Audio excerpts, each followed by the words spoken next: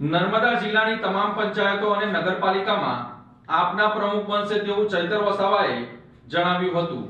નર્મદા જિલ્લાના તિલકવાડા, ગરુડેશ્વર અને રાજપીપળામાં આમ આદમી પાર્ટી દ્વારા ચૈતર વસાવાનું શક્તિ પ્રદર્શન કરવામાં આવી રહ્યું છે। ધારાસભ્ય ચૈતર વસાવાની હાજરીમાં તિલકવાડા, ગરુડેશ્વર અને રાજપીપળા તાલુકાના ઉમેદવારોએ ફોર્મ ભર્યા હતા।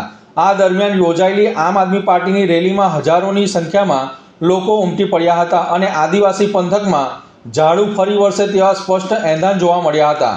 આ તકે મીડિયા સાથે વાત કરતા ધારાસભ્ય ચૈતર વસાવાએ જણાવ્યું હતું કે હરસિદ્ધિ માતાજીના આશીર્વાદ લઈને તાલુકા પંચાયત, જિલ્લા પંચાયત અને નગરપાલિકાના ઉમેદવારોના ફોર્મ ભરવા માટે નીકળ્યા હતા।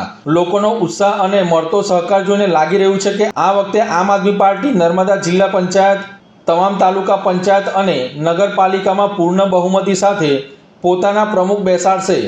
ચૈતર વસાવાએ વધુમાં જણાવ્યું હતું કે નર્મદા જિલ્લામાં આમ આદમી પાર્ટી મજબૂત રીતે આગળ વધી રહી છે અને તેનો દર ભાજપના નેતાઓમાં સ્પષ્ટ દેખાઈ રહ્યો છે। ભાજપ હવે પોતાની વિચારધારા પર ચાલતી પાર્ટી રહી નથી અને જૂના નેતાઓને સાઇડલાઇન કરવામાં આવી રહ્યા છે। તેમણે ઉમેર્યું છે કે આમ આદમી પાર્ટીના ઉમેદવારોમાં ભારે ઉત્સાહ છે અને લોકો વ્યાપક સમર્થન આપી રહ્યા છે, જેના આધારે પાર્ટી વિજય તરફ આગળ વધી રહી છે।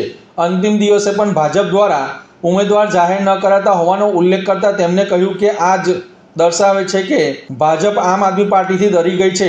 પાર્ટીમાં ટિકિટ વિતરણને લઈને થોડી નારાજગી હોવા છતાં વિચારધારા એક હોવાના કારણે તમામ કાર્યકર્તાઓ સાથે રહી આગળ વધશે। ચૈતર વસાવાએ વધુમાં જણાવ્યું હતું કે તેમની સામે કરવામાં આવેલી કાર્યવાહી છતાં તેઓ ડેડિયાપાડાના લોકોના દિલમાં વસે છે અને ત્યાંથી તેમને કોઈ બહાર કાઢી શકશે નહીં।